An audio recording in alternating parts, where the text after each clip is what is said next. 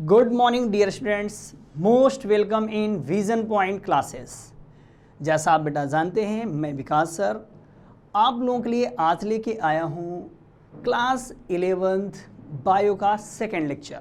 Okay बेटा, previous lecture आपने continuity बनाई होगी, पूरा देखा होगा, तो आपको पता चलेगा कि आपने प्रीवियस लेक्चर में क्या सीखा। क्या बताया गया था प्रीवियस लेक्चर में?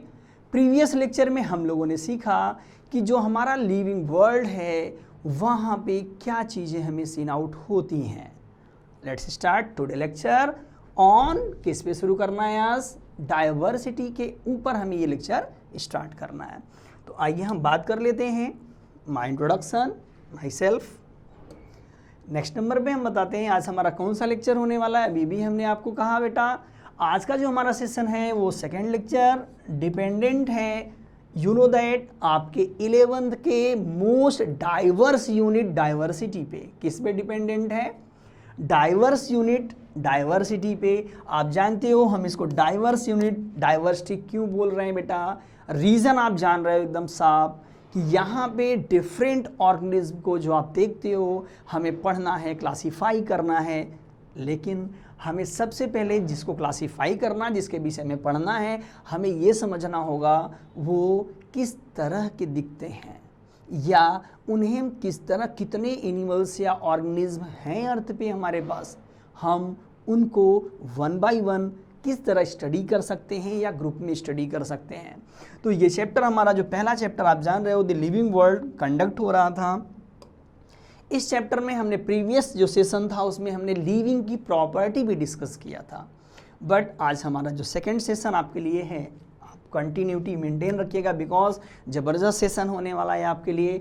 आज का जो ऑब्जेक्टिव हमारा है, जो हम आज स्टडी करने वाले हैं, वो होगा डाइवर्सिटी इन लिविंग वर्ल्ड पे हम डिस्कस करेंगे। डाइवर्सिटी इन लिविंग वर्ल्ड का मतलब आज आपको समझाया जाएगा कितने ऑर्गेनिज्म हैं आपके अर्थ पे, कितने लिविंग बीइंग आपके आसपास आपको पता भी नहीं है, इन सब पे हम डिस्कस करेंगे। सेकंड जो टॉपिक हमारा होगा सिस्टमैटिक्स होगा, उनकी स्टडी हम किस तरह से कंडक्ट करेंगे। देन सिस्टमैटिक्स के जो ऑब्जेक्टिव्स हैं वो आज के हमारे हैं आइडेंटिफिकेशन, एंड सेकेंड नंबर पे है नॉमेनक्लेचर। ओके आइए देखते हैं। हमने अभी भी आपको कहा हमारा जो सेशन है डाइवर्सिटी का, तो बेटा अब बात ये कर लेते हैं कि बायोलॉजिकल जो डाइवर्सिटी है आपकी, ये डाइवर्सिटी होती क्या है। प्रीवियस लेक्चर में हमने आपको बताया था कि बायोडाइवर्सिटी जो हमारे प्लेनेट ऑन द प्लेनेट की बात कर रहा है, यू नो दैट प्लेनेट आपको पता है। यदि हम आज के नॉलेज के अकॉर्डिंग की हम बात करें तो सबसे ब्यूटीफुल, मोस्ट ब्यूटीफुल जो प्लेनेट आपका अर्थ है, जहां आप रहते हो, लाइफ अभी तक यहीं पे मानी जा रही है और यहीं की डाइवर्सिटी में पढ़नी है। मतलब साफ है, बायोलॉजिकल डाइवर्सिटी आज की डेट की हम बात करते हैं वो कहाँ पे दिखने वाली है, कहाँ पे दिखती है? तो ये डाइवर्सिटी हमें नज़र आती है आपके प्लेनेट अर्थ के ऊपर। कहाँ नज़र आती है? हमारे प्लेनेट अर्थ पे। अब बात क्या आती है? बायोलॉजिकल डाइवर्सिटी का मतलब यहाँ बेटा याद रखिएगा, हम लिविंग मटेरियल, लिविंग ऑर्गेनिज्म से बात कर रहे हैं। लिविंग का मतलब आप समझ रहे हो जिस चीज़ें जिंदा हैं, जो चीज़ें सरवाइव कर रही हैं। डाइवर्सिटी तो नॉन लिविंग में भी आपको दिखेगा, mountains, different kind of mountains हैं, रिवर्स हैं, अदर चीज़ें हैं, बट हम यहाँ पे नॉन लिविंग की बात अभी नहीं करेंगे। नॉन लिविंग की बात फिर कहाँ आएगी? हम लोग जब डाइवर्सिटी के बाद, जब हम लोग लास्ट सेक्शन में डिस्कस करेंगे इकोलॉजी वगैरह, वहाँ पे दिखेगा। बट अभी हमारी मैटर कहाँ पे चल रहा है?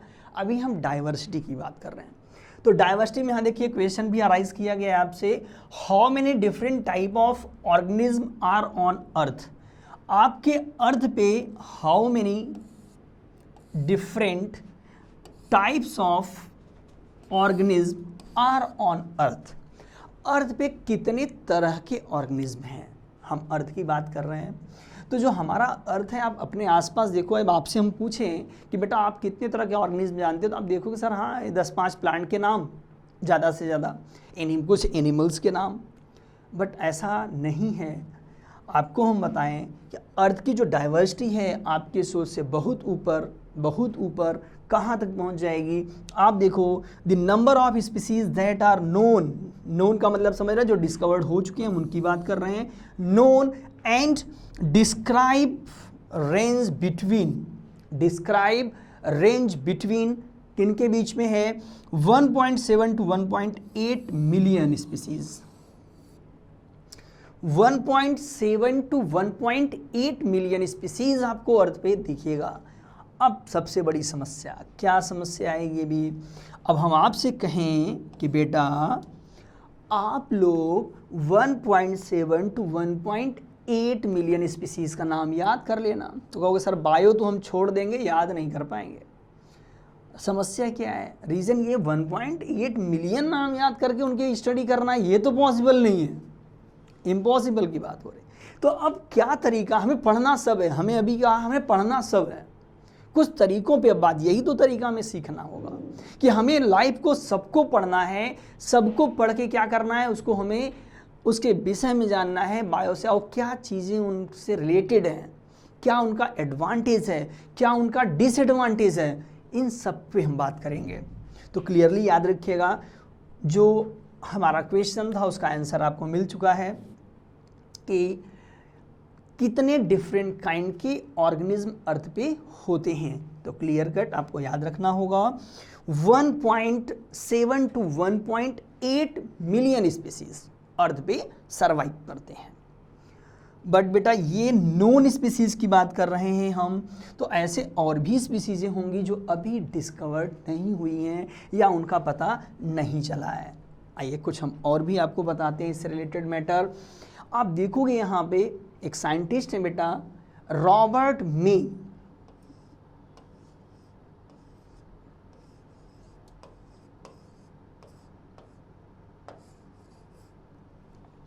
रॉबर्ट मे, देखिए नाम आपको दिख रहा होगा, रॉबर्ट मे। रॉबर्ट मे जो साइंटिस्ट हैं, इन्होंने बताया, रॉबर्ट मे ने बताया कि अर्थ पे कितनी स्पीसीज प्रेजेंट हो सकती है। तो रॉबर्ट मे के हिसाब से जो अर्थ पे नंबर ऑफ स्पीसीज हम आपको बता रहे हैं वो कितनी थी, तो इन्होंने near about 6 to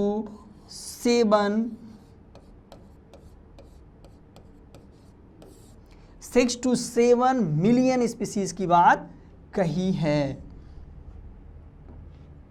6 to 7 million की बात कही है। ओके, तो यहाँ पे 6 to 7 मिलियन स्पीसीज की बात बताई गई है।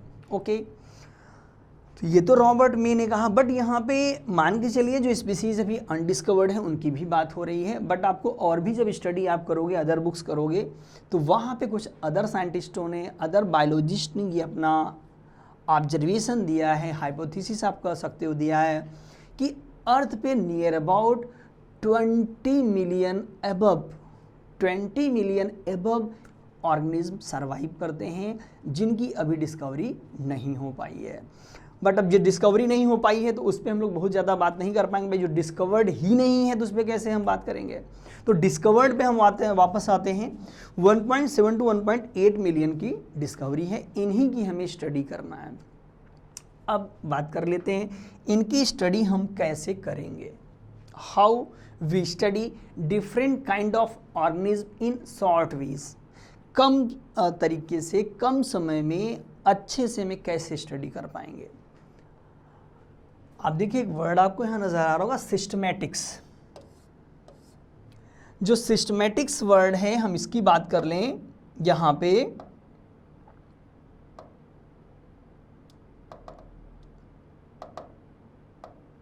तो सिस्टमैटिक्स में आपको दिख जाएगा बेटा यहाँ पे सिंपल वे में ये होता क्या है। सिस्टमैटिक्स टर्म कब आया, किसने दिया, क्या है, इसके विषय में हमें थोड़ा जानना पड़ेगा। आप देखो सिस्टमैटिक्स जब आपको बताते हैं हम लोग तो क्या चीज़ें हमें सीखनी पड़ती हैं। It is scientific study that attempt to recognise, ध्यान दीजिएगा आप, रिकॉग्नाइज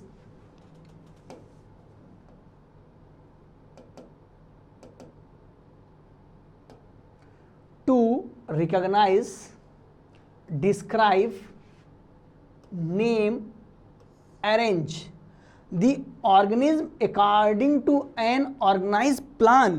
ये बात करता है ऑर्गेनाइज प्लान का।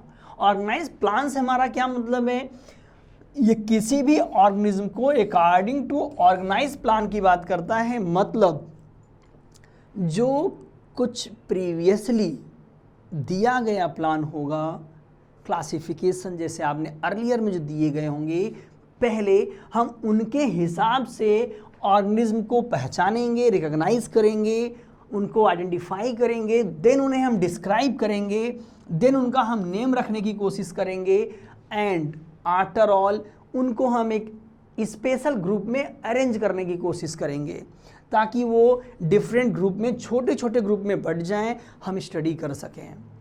मतलब बेटा साफ है, डाइवर्सिटी जो हमारे पास कितना था, अभी अभी हमने आपको कहा कि डाइवर्सिटी का जो नंबर हमने आपको बताया, हमारे पास 1.7 मिलियन का जो टारगेट है, इसको हमें डिस्क्राइब करने के लिए अरेंज करना पड़ेगा अकॉर्डिंग टू ऑर्गेनाइज प्लान जो हमारे पास अर्लियर प्लान दिए गए हैं। अब उस प्लान के हिसाब से इनको हमें डिफरेंट ग्रुप्स में डिवाइड करना होगा। इनको देखिए, एक ग्रुप बना लिया, दो ग्रुप बना लिया, तीन ग्रुप बना लिया, ठीक है। तो डिफरेंट ग्रुप्स में अब ये नंबर कम होते चले जाएंगे।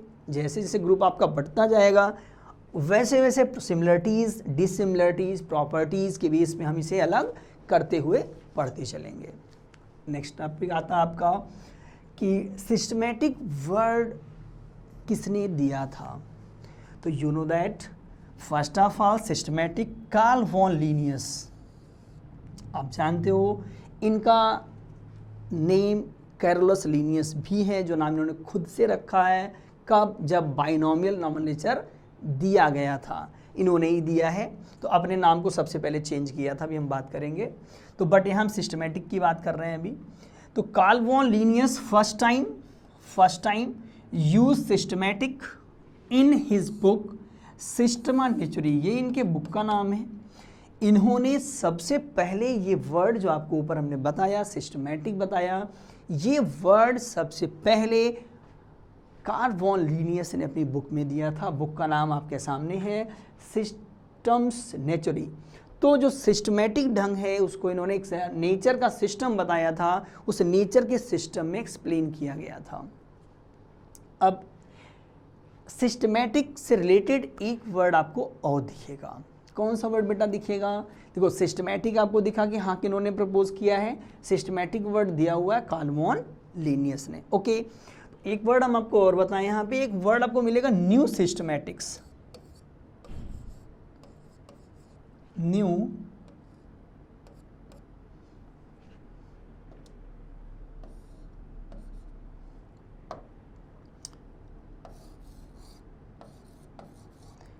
सिस्टमैटिक।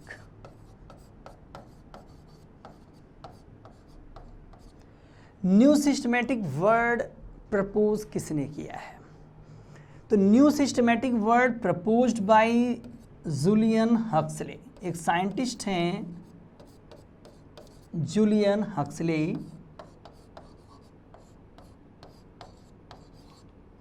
जूलियन हक्सले ने बेटा फर्स्ट टाइम ये वर्ड प्रपोज किया था। कौन सा वर्ड प्रपोज किया था? New systematic. रीज़न ये है कि कार्ल वॉन लिनियस के देने के बाद जब और चीज़ें प्रॉब्लम क्रिएट करने लगी कि और कैसे एनिमल को हम वेरीफाई कर सकते हैं या क्लासीफाई कर सकते हैं, तो देन इन्होंने न्यू सिस्टमैटिक दिया, उसमें कुछ अपने तरीके बताए थे। अभी हम लोग बात करेंगे आगे उस पर भी। ये तो बात हो गई, न्यू सिस्टमैटिक की बात हो गई। ओके, अब हम बात कर लेते हैं यहाँ पे जो हमारा वर्ड था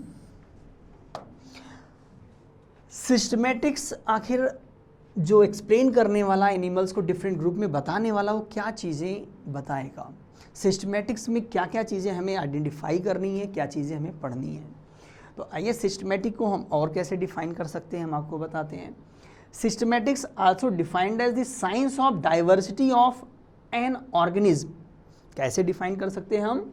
systematics also defined as science of diversity. आप ध्यान देखो, यहाँ पे हमने क्या कहा, साइंस ऑफ डाइवर्सिटी है ये। साइंस ऑफ डाइवर्सिटी का मतलब क्या है कि ये जो हमारा डाइवर्सिटी है उसका साइंस है।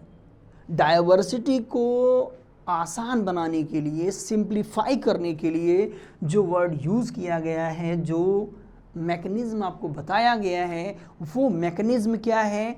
वो मैकेनिज्म है आपका सिस्टमैटिक्स। कौन सा मैकेनिज्म है? सिस्टमैटिक्स।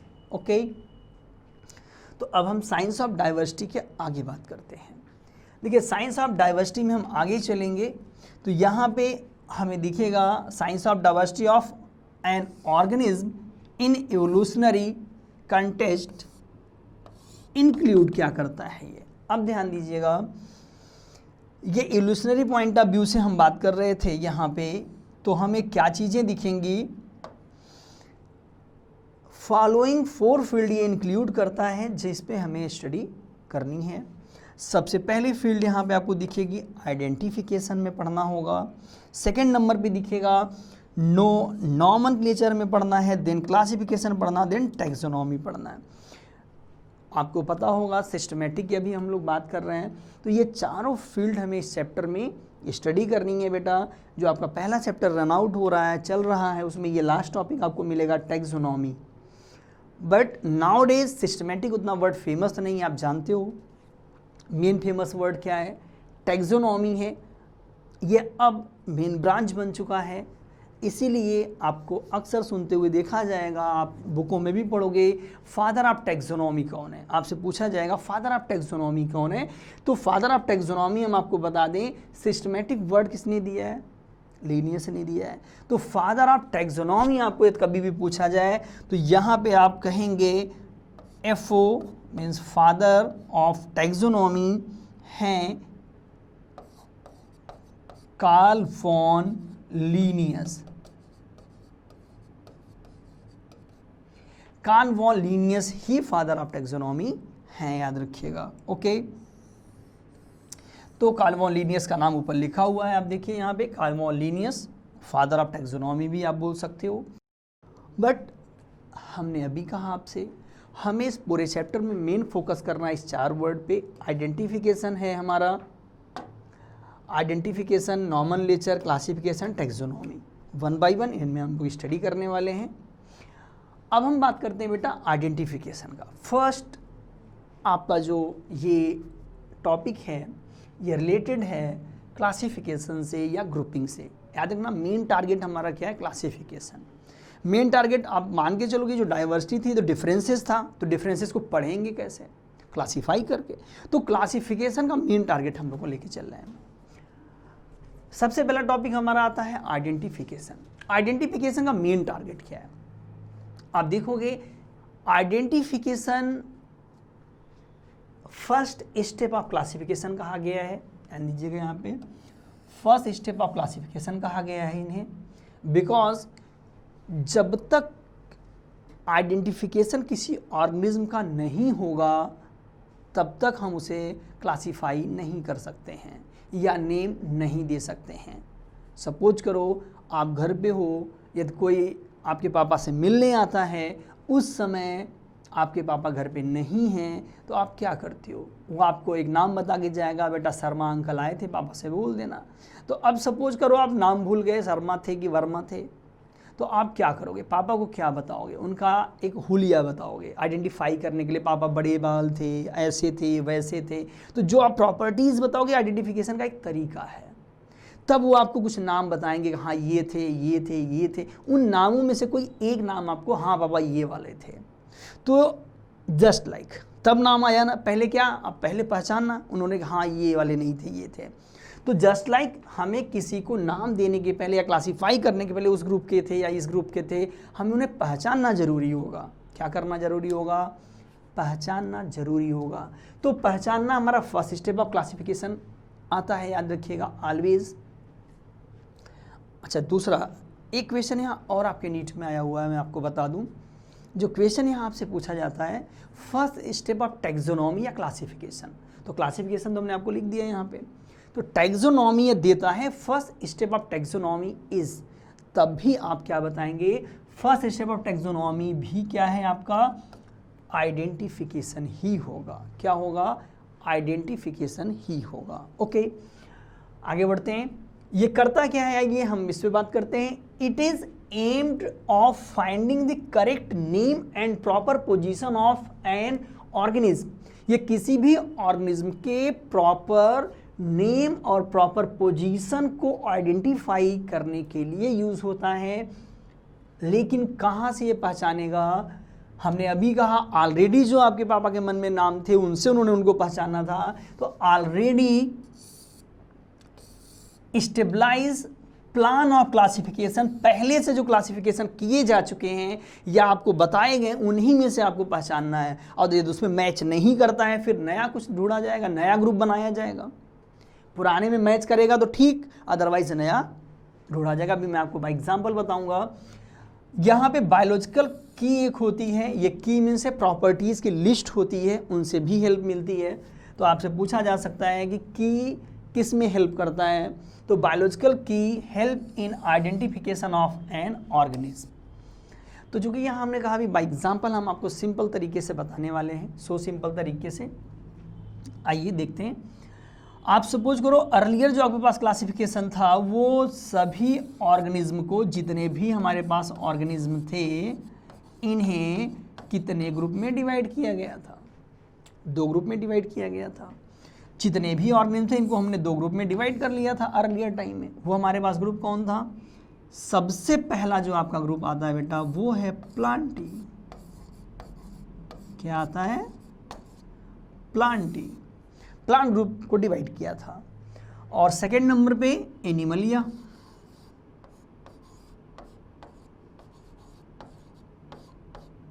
सेकेंड ग्रुप था एनिमलिया।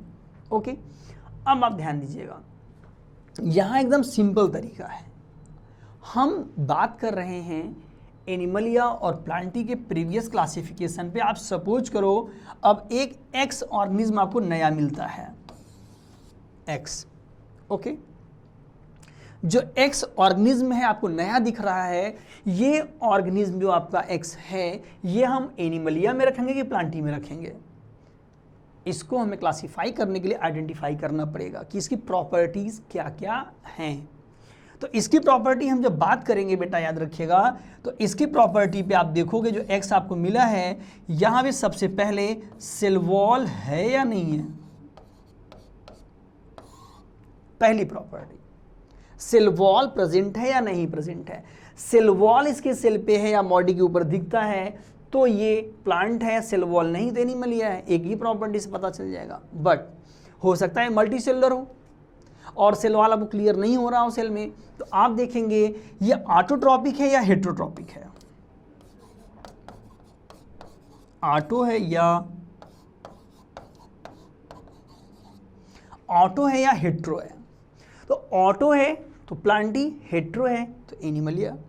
तो अदर प्रॉपर्टीज इनसे भी नई बात बनती है, आपको न्यूट्रिशन नहीं पता चल पा रहा है तो अदर मैकेनिज्म हैं, अदर तरीके हैं और प्रॉपर्टीज को हम स्टडी करेंगे। प्लांट सेल की स्टडी करनी पड़ेगी तब जाके हम इसे क्लासीफाई कर पाएंगे।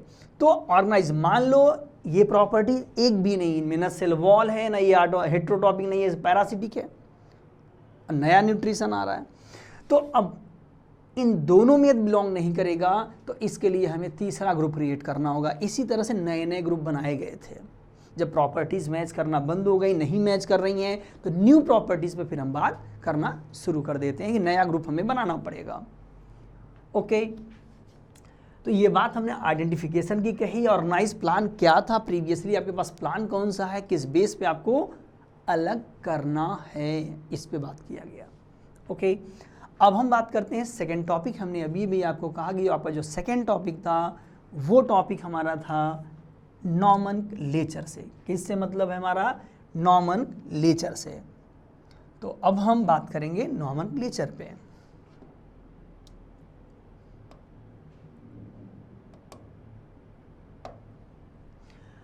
अब यहाँ पे आपने आइडेंटिफिकेशन सपोज करो कर लिया। मान लो कोई एक ऑर्गेनिज्म था, हमने कहा अभी एक्स पे हम बात कर रहे थे, एक्स को हमने एक ग्रुप अलॉट कर दिया। सपोज करो इसकी प्रॉपर्टी प्लांटी से मैच कर गई है तो ये प्लांटी में रख दिया गया।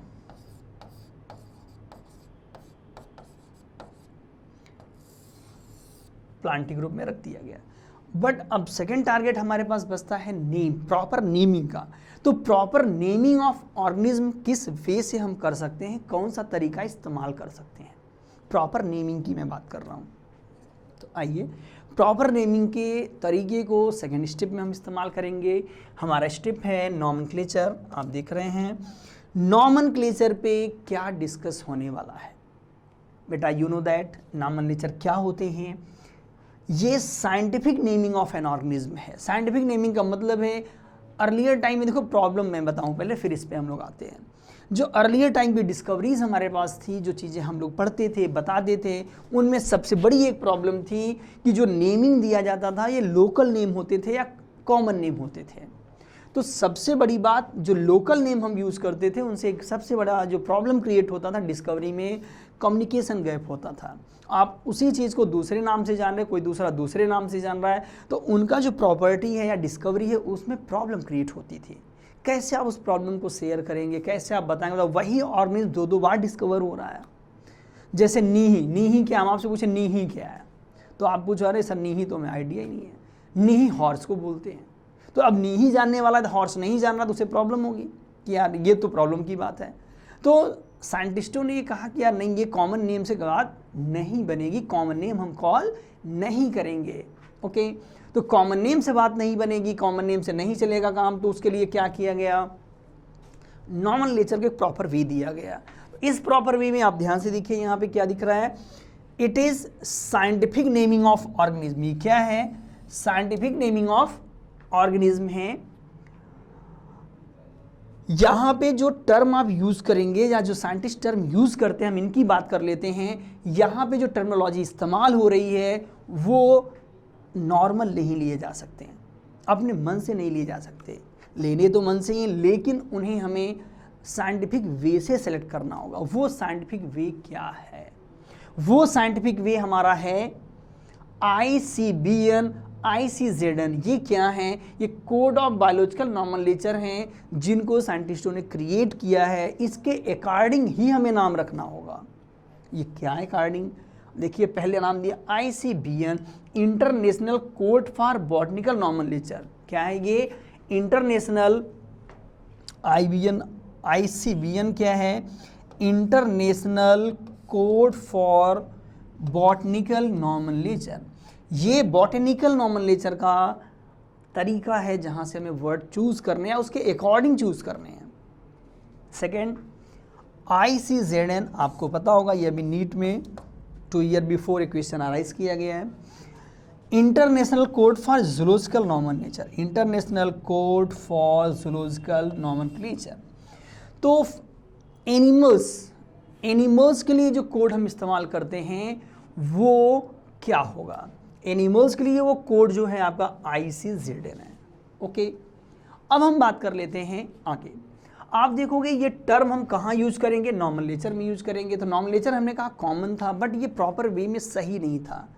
तो अब नॉमेनक्लेचर जो आपके सामने आएगा वो होगा बाइनोमियल सिस्टम ऑफ नॉमेनक्लेचर। आपके लिए देखो बाइनोमियल सिस्टम ऑफ नॉमेनक्लेचर है। ओके, तो बाइनोमियल क्या है, इन्होंने दिया हुआ है, इस पे हम लोग डिस्कस कर लेते हैं। सो सिंपल तरीका है, बाई से नाम से क्लियर है। बाइनोमियल, बाइनोमियल में आपको दिख रहा होगा यहाँ पे बाइनोमियल जो वर्ड यूज हो रहा है ये टू नेम के लिए इस्तेमाल हो रहा है। बाइनोमियल का मतलब सिंपल है, यहाँ पे हमें दिखेगा टू नेम, ऑर्गेनिज्म के टू नेम दिखेंगे।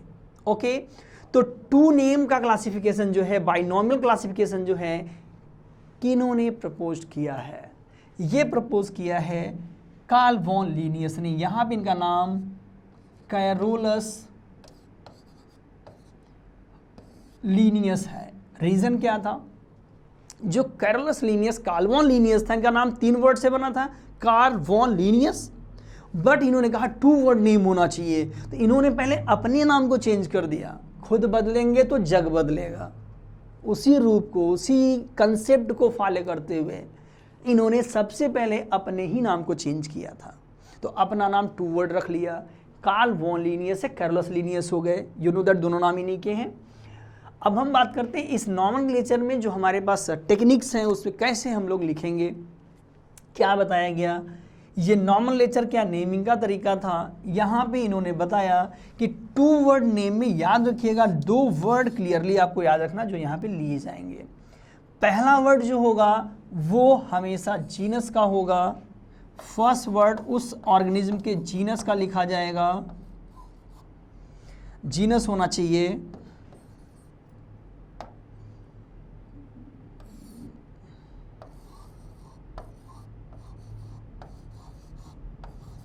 फर्स्ट वर्ड जीनस का होना चाहिए और सेकेंड वर्ड स्पीसीज का होना चाहिए।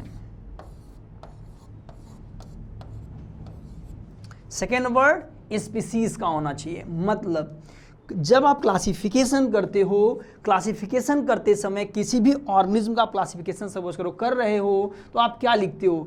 फाइलम लिखते हो, किंगडम के बाद जस्ट फाइलम है, क्लास है, ऑर्डर है, फैमिली है, जीनस है, स्पीसीज है, ये आप ऑर्डर बनाते हो। तो यहाँ पे आप जीनस और स्पीसीज को यदि साथ में लिख दोगे तो उसका बायोलॉजिकल नेम हो जाएगा। ओके, ये इंटरनेशनल जो बॉटनिकल नॉमिनलेचर है, जूलॉजिकल नॉमिनलेचर, वहाँ से आपको टेक आउट करना होता है। और सिंपल तरीका हम एग्जाम्पल पे बताएं। सपोज करो आप होमो सैपियंस आपने लिखा हुआ है,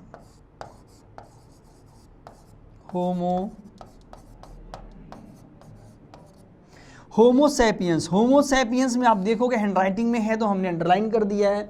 रीजन ये, अभी इसके रूल्स पे हम डिस्कस करेंगे। ये जो है लैटिनाइज्ड, ये लैटिन वर्ड से टेक आउट किए जाते हैं, ये वर्ड याद रखिएगा, लैटिन वर्ड लिए जाते हैं यहाँ पे। बट जो होमो सैपियंस हमने लिखा है, होमो क्या है? ह्यूमन की जो जीनस है ह्यूमन का वो लिया गया है, और जो स्पीसीज है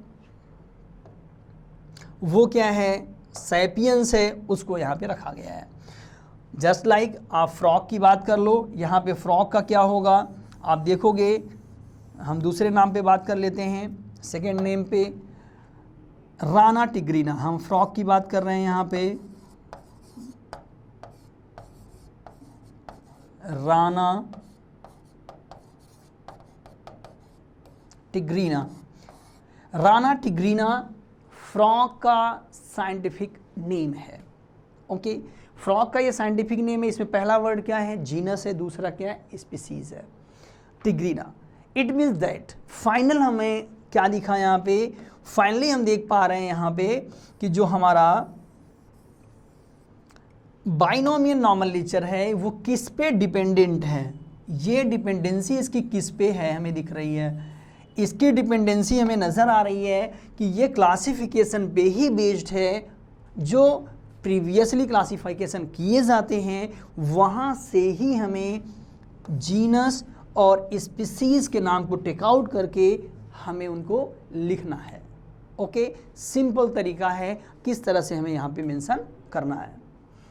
अब कुछ नाम की हम बात कर लेते हैं। यहाँ पे ये लैटिन वर्ड से लिए जाते हैं, याद रखिएगा। गाइडलाइन की जारी है, वो कहाँ से गाइडलाइन हम फॉलो करते हैं? सिंपल तरीका है हमें बॉटनिकल। और यहाँ पे कुछ एग्जाम्पल रूल के साथ हम बात करेंगे। पहले रूल पे डिस्कस करेंगे। रूल्स फॉर बाइनोमियल नॉमिनलेचर, जो रूल्स हैं ये रूल्स क्या एक्सप्लेन करते हैं? बाइनोमियल आप किस तरह से लिखते हो। तो आइए देखिए, पहले नंबर पे जो रूल है हम इस पे बात करते हैं। Names consist of 2 word, genus and species. अभी हमने आपको बताया, ये आप नोट कर लीजिएगा क्लियरली। जीनस और स्पीसीज से नेम बनेगा। Second, both word are italicised, italic में लिखे होंगे आप बुकों में देखिएगा, थोड़ा सा तिरछा लिखा होता है, उसे हम क्या करते हैं? इटैलाइज्ड होता है। इटैलिक वर्ड है वो। अंडरलाइंड या अंडरलाइन, अंडरलाइन कब करेंगे? अंडरलाइन का मतलब जब आप अपने हैंड राइटिंग में रोमन में लिखेंगे। तो यू नो दैट हम लोग की जो राइटिंग है वो क्या है? रोमन में होती है। हम लोग इंग्लिश रोमन में लिखते हैं। तो ये इंग्लिश को हम क्या करेंगे? इसे हैंड राइटिंग अंडरलाइन कर देंगे। ये जरूर याद रखिएगा। इटलाइज्ड है तो आपको अंडरलाइन करने की जरूरत नहीं। आप कहोगे सर बुक में तो अंडरलाइन नहीं होता है, तो बुक में इटैलिक में प्रिंटेड रहता है। साइंटिफिक नेम की मैं बात कर रहा हूँ। सेकेंड नंबर पे, नेक्स्ट नंबर पे हम बात करेंगे जीनस जो वर्ड है, जो पहला वर्ड आप लिखते समय यूज करोगे, जैसे हमने अभी लिखा था, जैसे हमने लिखा था होमो सैपियंस। अब ध्यान दीजिए, हमने लिखा था होमो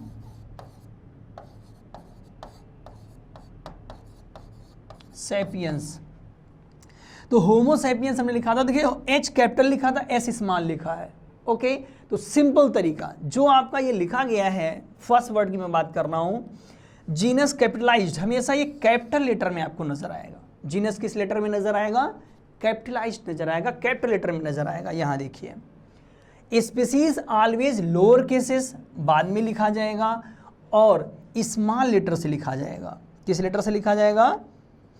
स्मॉल लेटर से लिखा जाएगा। ये देखिए आपका कैपिटल लेटर से लिखा हुआ है, यहाँ देखिए स्मॉल लेटर से लिखा हुआ है। ओके, अब हम बात कर लेते हैं यहाँ पे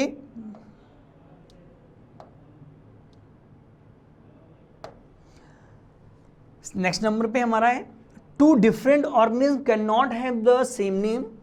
मोस्टली आपको दिखेगा, एक्सेप्शन को छोड़ दें हम तो एक्सेप्शन न के बराबर यहाँ पे हैं कि दो जो साइंटिफिक ऑर्डरिंग जब आप करोगे, क्लासिफिकेशन करोगे, दो ऑर्गेनिज्म का जो नेम है आपको कॉमन नहीं दिखेगा, डिफरेंट ही दिखेगा। क्लासिफिकेशन अलग अलग होगा तो स्पीसीज एटलीस्ट वेरीफाई तो करेगी। जीनस तो मैच कर सकता है बट स्पीसीज जरूर वेरीफाई करेगी।